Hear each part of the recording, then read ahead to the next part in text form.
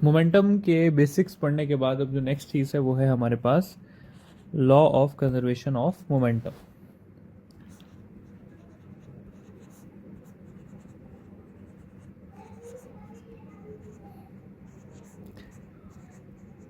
एक बहुत easy topic, लेकिन एमडी कैट के पॉइंट ऑफ व्यू से काफ़ी इंपॉर्टेंट टॉपिक है। ठीक है, कंजर्वेशन ऑफ मोमेंटम की डेफिनेशन वही जो हम एफएससी में पढ़ते आए हैं कि मोमेंटम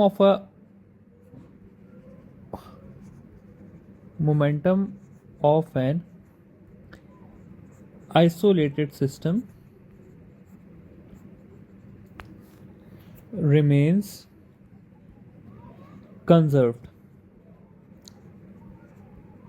ठीक है, या कांस्टेंट एक ही बात है, कंजर्व्ड या कांस्टेंट एक ही बात है।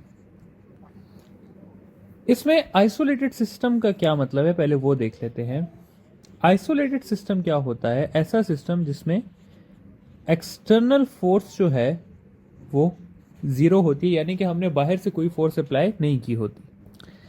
ऐसे सिस्टम में हम लिख देते हैं कि initial momentum is equal to final momentum, या मोमेंटम जो है वो कांस्टेंट रहता है। ठीक है, अच्छा थोड़ी सी एग्जांपल्स देख लेते हैं आइसोलेटेड सिस्टम की कि क्या क्या चीज आइसोलेटेड सिस्टम है और क्या क्या चीज नहीं है। सबसे पहले बात की जाती है हमारे पास gas molecules in a container की, कि वो मॉलिक्यूल्स आपस में कोलाइड कर रहे होते हैं, तो वो आइसोलेटेड सिस्टम है या नहीं है। तो स्टूडेंट्स ये जो है ये एक आइसोलेटेड सिस्टम है।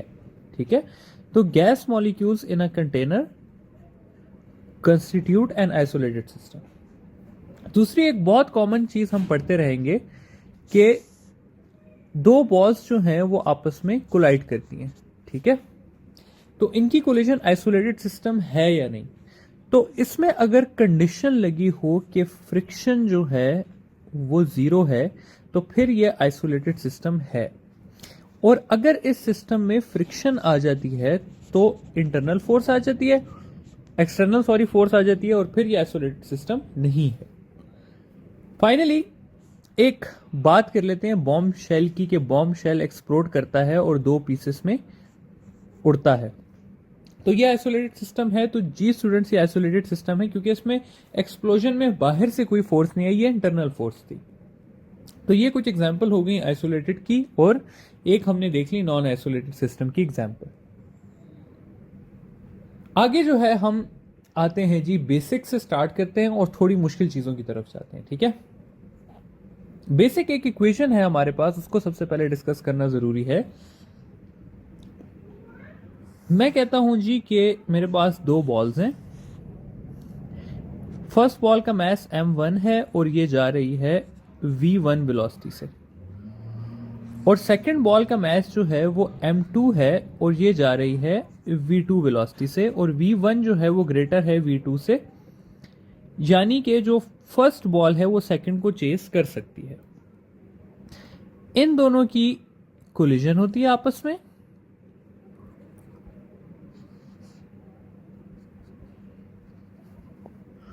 और ये मूव करने लग जाते हैं v1 डैश से, और m2 मूव करने लग जाता है v2 डैश से। ठीक है, तो यहां पर जो एब्रीविएशंस मैंने यूज की हैं उसमें मेरे पास m1 जो है वो मास ऑफ फर्स्ट बॉडी है, जो m2 है वो है मास ऑफ सेकेंड बॉडी, जो v1 और v2 हैं वो हैं वेलोसिटीज बिफोर कोलिजन की, और जो v1 डैश और v2 डैश है वो है वेलोसिटीज आफ्टर कोलिजन की। और स्टूडेंट्स आगे भी मैं जहां पर v1 डैश या v2 डैश यूज करूंगा तो वो मेरा आफ्टर कोलिजन होगा। ठीक है, तो मैंने अभी आप लोगों को इससे लिखवा दिया कि आगे आने वाले टॉपिक्स में जब मैं ये सिंबल्स यूज करूं तो आपको पता होगा किस सिंबल का क्या मतलब है। अच्छा, अब law of conservation of momentum के मुताबिक ये एक आइसोलेटेड सिस्टम है, क्योंकि इधर मैंने फ्रिक्शन जीरो कंसिडर किया, ठीक है। आइसोलेटेड सिस्टम के मुताबिक इनिशियल मोमेंटम जो है वो फाइनल मोमेंटम के इक्वल होता है, ठीक है। इस वजह से मैं लिख सकता हूं कि m1v1 plus m2v2 is equal to m1v1 dash plus m2v2 dash, ठीक है। अब ये एक इक्वेशन है जिससे हमारे पास एमसीक्यूज आ सकते हैं, लेकिन इतने आते नहीं हैं। मैंने पर्सनली इस इक्वेशन से एमसीक्यूज काफी कम आते देखे। और ये जो कोलिजन वाली सारे जो हमारे पास एमसीक्यूज वगैरह हैं, ये हम क्लियर करेंगे इलास्टिक कोलिजन में, ठीक है।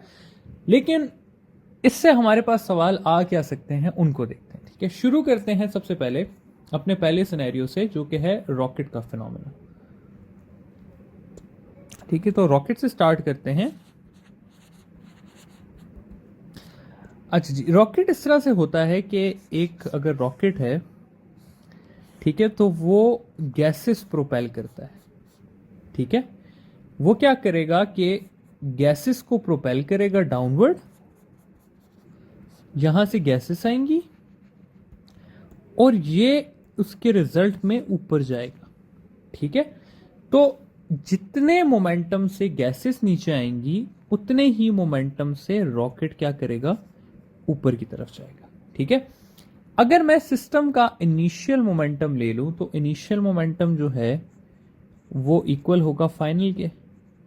इनिशियल मोमेंटम जो है वो है जीरो, ठीक है। और फाइनल मोमेंटम जो होगा वो होगा P of rocket plus P of gases. लेकिन इसको मैं यहां पर माइनस करूंगा क्योंकि दोनों ऑपोजिट डायरेक्शन में जा रहे हैं, ठीक है। या मैं लिख सकता हूं कि momentum of rocket is equal to momentum of gases.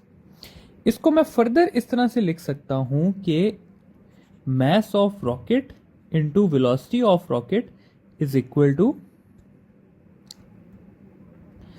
Velocity of gases into mass of gases. अब इन चारों चीजों में से जो चीज आपसे ज्यादातर पूछी जाती है होती है वेलोसिटी ऑफ रॉकेट, ठीक है, कि वेलोसिटी ऑफ रॉकेट कितनी होगी। तो वेलोसिटी ऑफ रॉकेट की इक्वेशन आपके पास आ जाएगी मास of gases into velocity of gases divided by mass of rocket, ठीक है। तो इतनी वेलोसिटी से क्या होगा, रॉकेट हमारे पास ऊपर की तरफ जाएगा। तो ये है हमारे पास रॉकेट की कहानी, ठीक है। रॉकेट के अलावा अगली जो चीज आ सकती है वो आ सकती है आपसे रिकॉइल ऑफ गन की, कि गन के रिकॉइल की वेलोसिटी बता दें। तो गन के रिकॉइल की वेलोसिटी फाइंड करने के लिए क्या है कि गन जो है एक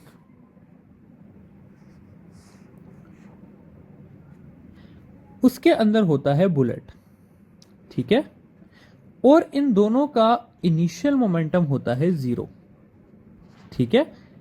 फिर क्या होता है कि जब ये बुलेट बाहर की तरफ आता है तो जितने मोमेंटम से बुलेट बाहर की तरफ आता है उतने ही मोमेंटम से रॉकेट पीछे की तरफ जाता, सॉरी रॉकेट नहीं, ये गन जो है आपकी ये पीछे की तरफ जाती है। तो मैं यहां पर लिख सकता हूं कि momentum of gun is equal to momentum of bullet, या अगेन इसको उसी तरह लिखा जा सकता है कि mass of gun into mass of velocity of gun is equal to mass of bullet into velocity of bullet. अब इसमें जो चीज आपसे पूछी जाती है वो लिखा होता है कि फाइंड द रिकॉइल वेलोसिटी। अब इसमें से रिकॉइल वेलोसिटी कौन सी है, तो स्टूडेंट्स वेलोसिटी ऑफ गन, यानी कि जितनी वेलोसिटी से गन पीछे की तरफ आती है उसको हम कहते हैं रिकॉइल वेलोसिटी। तो वेलोसिटी ऑफ गन की इक्वेशन कुछ इस तरह से आ जाएगी कि mass of bullet into velocity of bullet divided by mass of gun, ठीक है। तो ये हो गया हमारे पास क्या, रिकॉइल वेलोसिटी। अगली चीज पे जाते हैं, देखते हैं। तो वो कुछ सवाल इस तरह का होता है कि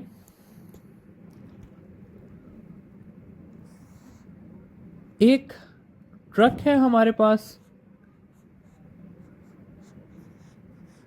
और एक कार है, और क्या होता है कि ये ट्रक आता है और इस कार को हिट करता है, और यहां पर लिखा होता है कि दे स्टिक टुगेदर, यानी कि जुड़ गए हैं, ठीक है। और अब स्टिक टुगेदर करने के बाद हमें क्या पूछा जाता है कि इनकी कंबाइंड वेलोसिटी फाइंड करके। ठीक है, मैं कहता हूं जी कि कैपिटल एम जो है वो मेरे पास ट्रक की वेलोसिटी है, और स्मॉल एम जो है, सॉरी मैस है, और स्मॉल एम जो है वो मेरे पास क्या है, कार का। फिर V1 जो है वो मेरे पास ट्रक है, और V2 जो है वो मेरे पास क्या है, कार है।